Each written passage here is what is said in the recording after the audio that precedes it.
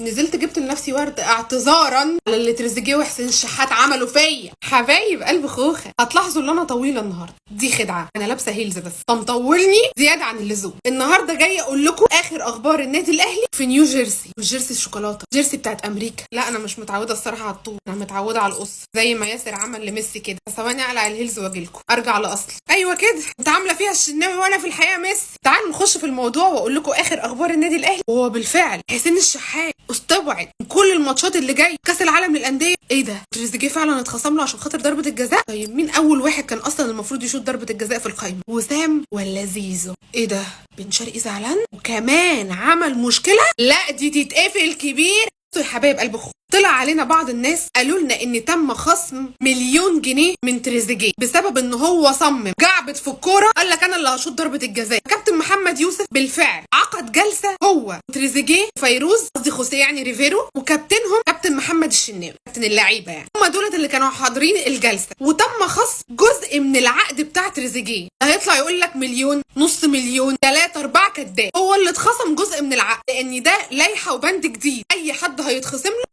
له جزء من العقد اللي مكتوب له. يعني مثلا عقد تريزيجيه مع النادي الاهلي 6 مليون، النادي الاهلي خصم له مليون، فده من قيمه العقد. يعني تريزيجيه لما يجي ياخد قيمه العقد هياخد 5 مليون بس. فهمتوا حاجه؟ ان شاء الله تكونوا فهمتوا. انت سبتها الفيزو يا تريزيجيه، عبد لنا في الكوره، لا قدر الله ما شاء فعل. الاهلي متصدر مجموعه كاس العالم للانديه بالحب، احنا نادي سالك. امبارح بعد تعادل بالميراس وبورتو، مجموعه بسم الله ما شاء الله كلها تعادلات، معرفش مين اللي هيكسب فيه. النادي الاهلي اصبح متصدر مجموعه. طلع ناس وقالوا لنا اصل هو متصدر مجموعته بالحب. غلط، هو مش بالحب. وقالوا لنا برضه متصدر مجموعته بالابجديه عشان هو حرف الالف، ده في قاموس الهبد. النادي الاهلي متصدر مجموعته علشان خاطر اقل فريق في المجموعه حاصل على انذارات. هقول لكم، انتر ميامي حاصل على 4 انذارات اما لاعبنا، وبالميراس حاصل على انذارين، وبورتو ايضا حاصل على انذارين، بينما النادي الاهلي متفوق الله اكبر بسم الله ما شاء الله حاصل على انذار واحد. فعشان كده هو متصدر المجموعه. لو سمحتوا، متصدر لا تكلم مجموعه كاس عالم للانديه، ما تتكلمش معايا. النهارده النادي الاهلي سافر من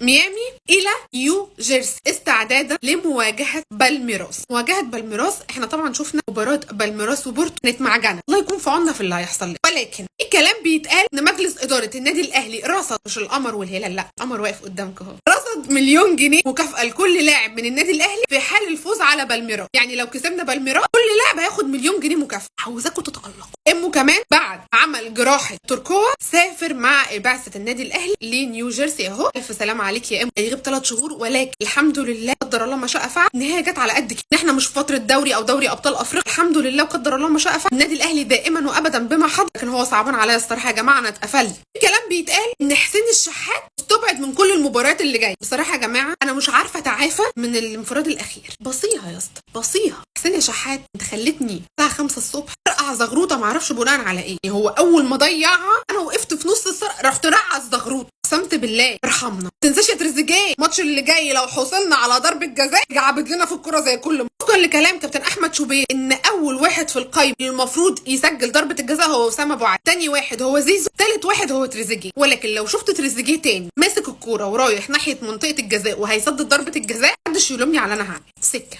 دي كانت اخر اخبار النادي الاهلي في نيو جيرسي. مباراه النادي الاهلي القادمه يوم الخميس القادم الساعه 7 مساء بتوقيت الدنيا على قنوات MBC. لو سمحتوا تخلوا كابتن مدحت شلبي هو اللي يذيع على الماتش، هو اللي يعلق على الماتش. خلى المباراه في حته تاني. سكر.